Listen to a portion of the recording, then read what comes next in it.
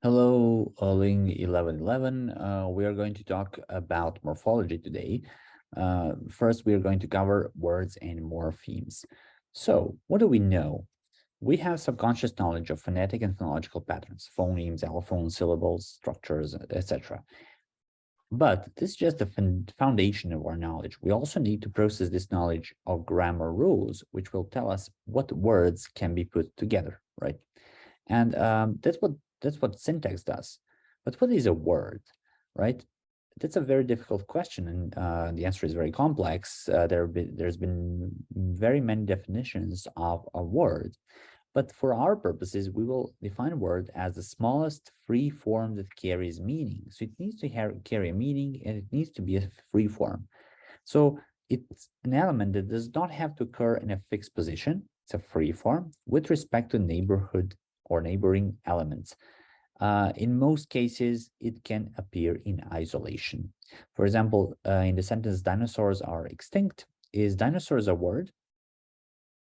I think yes. What about just s? Debatable. So we all share this intuition that dinosaurs is a word here and that the plural marker s is not, right? But why is that so? The key observation is that s is not a free form. It never occurs in isolation and cannot be separated from the noun to which it belongs. Um, Dinosaurs, books, computers, and so on. Elements must be attached to something that must be attached to something else are written here with a hyphen. An asterisk indicates unacceptability. So we will always indicate a marker, a morpheme, as in which is bound, which we will see what it is, with this kind of a hyphen, and an asterisk would be something that's unacceptable. Yeah, so an asterisk would be something like this. So ungrammatical, unacceptable, basically a star. All right. Dinosaurs again. Dinosaurs are extinct. What about R? Is it a free form? Well, I'll give you a moment to think about it. But I'll tell you, yes. Although it does not occur in isolation, we can just say R. Its positioning with respect to neighboring elements is not entirely fixed. So we can say R dinosaur is extinct, so we can move this R to the initial position, which we will call movement or move in syntax. So some examples of words are bird, cycle, talk, happy, birds, recycle, talk, happiness. But examples of non-words are these attachments, right? S, re, ad, nes, right? These non-words, quote unquote, cannot stand on their own. They have to be attached to something else. And we saw a clip of Mr. Burns from The Simpsons, who's opening his mental dictionary and looking for a word. This mental dictionary we call Lexicon, and which comes from the word lexicon, which means dictionary, and lexis is a word in ancient Greek. But what's in the lexicon? Are sentences in the lexicon? No, sentences are created and discarded. What is permanently stored in the lexicon are words, which are the fundamental building blocks of grammatical sentences. Linguists use the term morphology to refer to the part of the grammar that is concerned with the structure of words and word formation. So this is why we have been talking about words, because we want to understand how words are formed, right? And that's what morphology does. It comes from Greek morph, which means form, or morphe, and logi, which is a suffix or an affix, which we will learn, that means a subject of study. So words consist of one or more morphemes, and morphemes are the smallest meaningful units of speech. They're a string of sounds that carries some information about meaning or function. So they need to have certain meaning or function. Like we saw here, logi is a morpheme and it has a meaning. It's a subject of a study. An example of a non-word morpheme is an s, a s plural marker. For example, bird, birds, dog, dogs, cat, cats, cow, cows, right? we will add this plural marker, s, or this morpheme, s, and make plural. It carries certain meaning. It means more than one, right? So plural nouns in English are formed by rule, singular noun plus s. So plural nouns contain two morphemes, the singular noun and the plural marker s, right? The rule for putting them together is what we call a word formation rule. Yeah. Are bird and birds two different words? Well, do we need two different entries for them in the lexicon? Interesting question. But I don't think so. So in the lexicon, we have morphemes, bird, and we have a morpheme s. We have word formation rules as well in our grammar, in our mental grammar, which tells us put s at the end of the word to make it plural, right? And we get birds. There are many morpheme types. We will distinguish between two free morphemes. Free morphemes are morphemes that can stand on their own, right? Bird, doe, cycle, happy. Bound morphemes are morphemes that must attach to another morpheme. They cannot stand on their own, right? Like s or re-ness, right? Happiness, recycle, bird, toaster. And another distinction is between simple words and complex words. Simple words contain only one morpheme, and complex words contain more than one morpheme. As simple as that.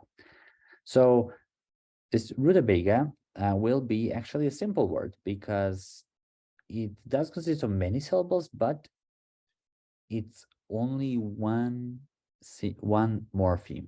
It has no ruta, it has no meaning bega as well. It's not a compound, it's not made of more than one morpheme. And a complex word would be maybe a running dog or running, right? Whereby you have run plus ing or in and go, right? So two morphemes. Then we have bound morphemes that are also known as affixes. Affixes attached to roots in word formation rules. For example, birds, bird would be a root, affix would be s. Recycle, affix would be re, and root would be a cycle, right? Affixes which precede the roots are known as prefixes. Affixes which follow the root are known as suffixes. So doing pre something, right? Premature, for example, pre something, it precedes and follows, it's a suffix. Then we can have, not in English though, but in other languages, we can have affixes in the middle of a word or root, and they're known as infixes. For example, in Bontoc language or in Philippines, ficus is strong, fumicus is to be strong. This is an infix. In the same way, kilad is red, kumilad is to be red, fusul, enemy, fumusul, to be an enemy. So this is an infix that makes an adjective a verb, right?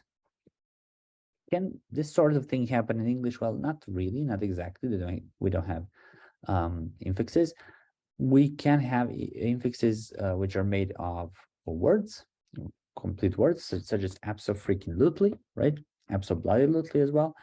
And those are, a handful of words that can be combined. Then there are circumfixes. As the name suggests, circumfix means that they're surrounding words. So they come before and after the root. So for example, in Chokma, ikchokmo, iklakno, ikpalo, these three would have a circumfix, which would be ik and o, right? And in German, geliebt, gefragt, these two, ge and t, would be circumfixes, which make a past tense of the verb. What about this? Affixes are always bound morphemes. In English, roots tend to be free morphemes. However, this is not always the case. For example, blueberry, blackberry, cranberry, huckleberry, raspberry. We don't know what these words mean on their own, like cran, huckle, rasp, right? And cran seems to be a bound morpheme, which is not really an affix. So it's not an affix, it's still a bound morpheme. It's known as a cranberry morpheme, right? And cranberry morphemes are bound morphemes which have no independent meaning, have no parts of speech. So we don't know whether they're verb, noun, so on and so forth. We can have like some deceiving examples of perceive, receive, deceive. These all come from the Latin language. Infer, refer, defer, commit, permit, submit as well. Most of them come from Latin. Language can change, of course. Evolution of language is constant. So cran can become a word on its own. For example, we have here a liberation of cran in a cran grape, cran juice, right? Cran, whatever. Cran beer, right? Why not? So these are all cranberry morphemes, which can become free morphemes, right? And very important concepts are bases. Once an affix has attached to the root, it forms a base. For example, boyish, boy is a root, and ish is a suffix. Boyish, ness, boyish is a base, and ness is a suffix or an affix, right?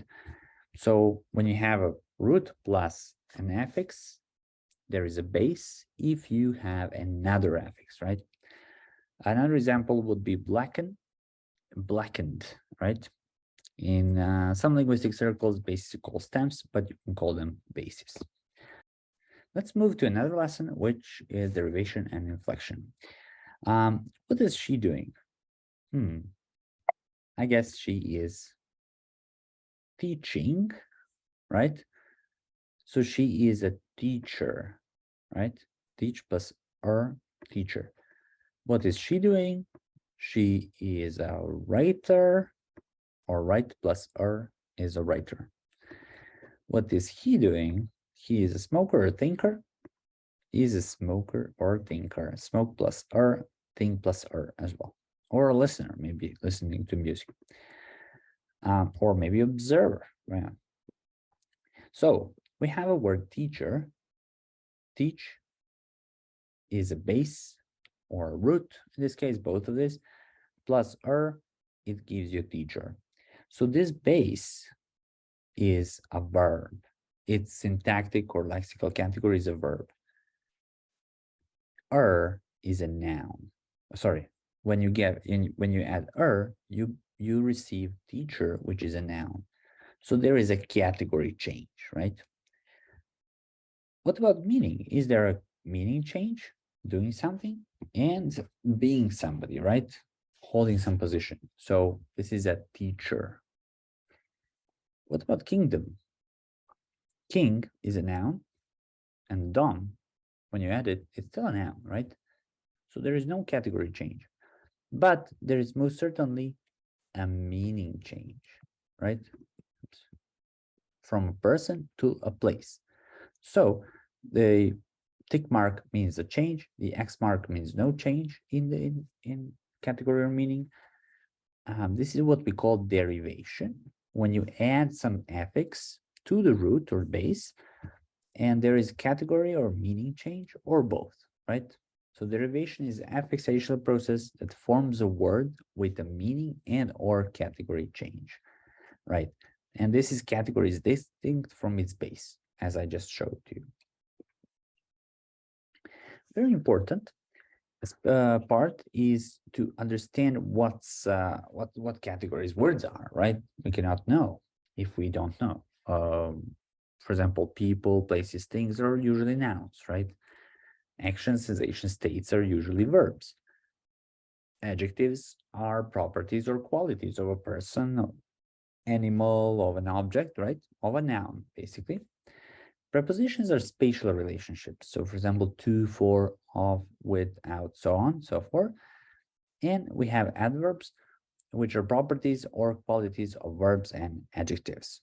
So they describe verbs or adjectives sometimes. For example, very interesting, purely I did that purely for fun, for example, or I seldom speak, that modifies a or describes a verb. So these are very important for you to know, and these are usually considered content words. This is a list of suffixes from your book and prefixes. Very important thing to understand here is that prefixes never change category of the base. So untie will still be a verb. Competent, incompetent will still be an adjective. In a case of suffixes, there can be change, for example, from verb to noun, teacher, worker, from a verb to adjective, fixable, from a noun to adjective, hopeful, from an adjective to adjective, greenish, from an adjective to verb, activate, and so on and so forth. So basically, we have these suffixes, very important in English. And let's start with activation. So activation is in itself probably a noun, but it consists of act, of if, which is one suffix, and ate, activate, which makes it a verb. So active would be an adjective, just these two, and activate would be a verb. Activation would then finally be a noun. This is what we call a tree structure or structural diagram of words. Unhappiness. Happy is an adjective, un is an affix, and unhappy is an adjective, right? Then we add ness and we get an affix, unhappiness. We can do it differently. We can first add happy to ness, happiness, and we receive a noun, and add un. So which one is correct? Which one should I choose? Well, the key observation here is to notice that un does not combine with nouns, but with adjectives. So for example, actually, yeah.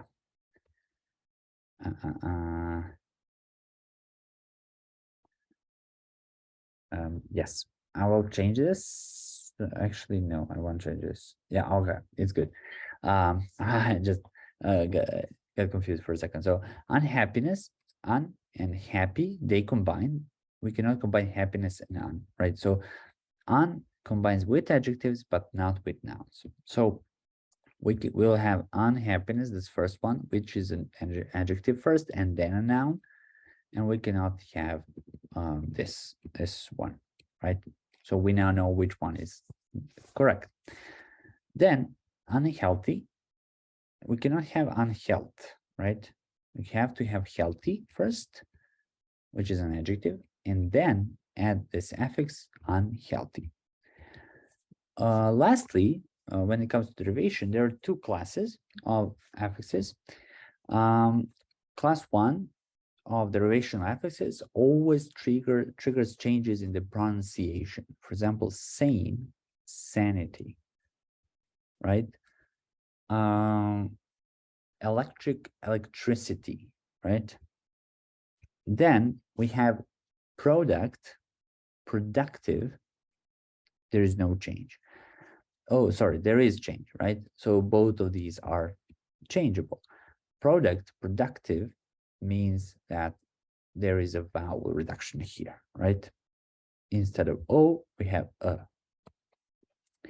Class 2 affixes do not affect phonological change. So for example, prompt, promptness, it's still and the stress is still on the first syllable.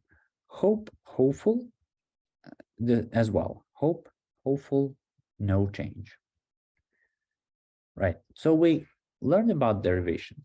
Let's now move on to two birds. We call this one a wag. Now there is another wag. There are two wags. This one is big. Let's say this one is big. This one is bigger. And this one is biggest. Or we can say, well, they're not so really big. They're small. This one is smaller, and this one is smallest. WAGs have a base, WAG, plus s and affix. A base is a noun, and when we add s, it's still a noun. So there is no category change. There's no meaning change as well. A bird will remain a bird, right? However, yeah, for small is an adjective, smaller is an adjective, so there is no category change. For meaning, there is no category change as well. Small, it's still description, right? It still means little. However, that's something that we change, and that's grammatical information. So for WAGs, we change singular into plural from 1 to 2 to more, and we change grammatical info, degree, meaning to what extent is something greater or smaller. So for example, this is a greater degree of small, which means it's smaller, right? So there is grammatical information change. And when there is grammatical information change, there is inflection, right? All right. So this is what we call inflection. Inflection, there are 8 inflectional affixes, all suffixes in English, plural s, possessive s, or possessive s, with this apostrophe here, the books, John's book, third person singular, non-past s, he reads well, progressive ing, he is working, past tense ed, he worked, and past participle en or ed, he has eaten, he has studied. And 2 adjectives, comparative and superlative, or 2 adjective inflectional suffixes, e or est. You can notice that all affixes in English are suffixes, so they come after the root, and there are only 8 of these. If you know 8 of these and you exclude them, the rest should be derivational suffixes, right? So that's how you're going to know. There are a couple of things to be aware of when you are distinguishing between inflection and derivation. First, when it comes to derivation, there is a change in category or meaning, or both, right? So one of the other, it needs to have this change. For inflection, there is no change in category. So for example, birds plus s, birds, it remains the same category noun. Bird plus birds, it still remains a bird, right? That kind of a type of an animal, so to say. And when it comes to the difference, derivation does not change grammatical information, like king, kingdom, no grammatical info there. But if you say bird and birds, there is grammatical information. It's more than one, it's plural, right? So as I said, there is no category or meaning change in inflection. Unhappiness, worked, for example. For unhappiness, this is a derivation. Okay, let's start again. So work and happy. This is a derivation. This is inflection. Unhappiness, we have un and ness as 2 affixes. Unhappy and unhappiness, there is a change, right? From adjective to noun. Worked, inflection, there is no change from verb to verb. Kingdom, right, is derivation, and hearts is inflection. There is no change in category, it's noun, whereby here it's also noun, but there is a change in meaning. So one needs to change for it to be a derivation. So deep thought question for you. Can there be both derivational and inflectional affixes in the same word? Can we have both derivation and inflection in the same word, right? The answer is yes. For example, we can have neighbor plus hood. That would be neighborhood. All right, that's derivation. And afterwards, we add this suffix s, and we have an affix. Neighborhoods, which means plural. So neighbor is a base, hood is a derivational affix, and s is an inflectional affix. So we can have both at the same time. And when I say DA, it means derivational affix, and EA, or IA, sorry, inflectional affix. Which one is closer to the base? Well, literally the answer is hood or derivational affix. Look at this. It's literally closer to the base, right? Than inflectional affix. So the second thing we have to pay attention to is an order of the affixes. Derivational affixes will be closer to the base. We cannot have neighbors, hood, right? Then productivity. Inflectional affixes are generally more productive than derivational affixes, which means that we can combine them to with most of the words, right? What I mean by this, for example, inflectional affix s can be combined with virtually any noun to indicate plural, such as books, computers, bottles, desktops, badges, blackboards, so on and so forth. I's, derivational affix, can be combined with only certain adjectives to form a verbs. For example, modernize, legalize, finalize, but newize, lawfulize, lastize, not good. So this is an asterisk, which means not grammatical. And finally, semantic transparency. Semantic means related to meaning. Transparency, easy to understand, obvious. For example, adding an inflection affix to a word makes the meaning completely transparent and consistent. For example, cat, cats, more than one. There is nothing else that it can mean. Sorry. Walk, walked means prior to the present or past, right? Past. Adding a DA to a word does not always make the meaning straightforward. For example, actor, someone who acts, but professor, someone who professes, not really, right? It's not straightforward. Teacher, someone who holds a teaching job, but walker, someone who holds a walking job? No. So semantic transparency here is also a difference. That's it about inflection, derivation, and words and morphemes for now. Thank you for watching this, and check out some other lessons.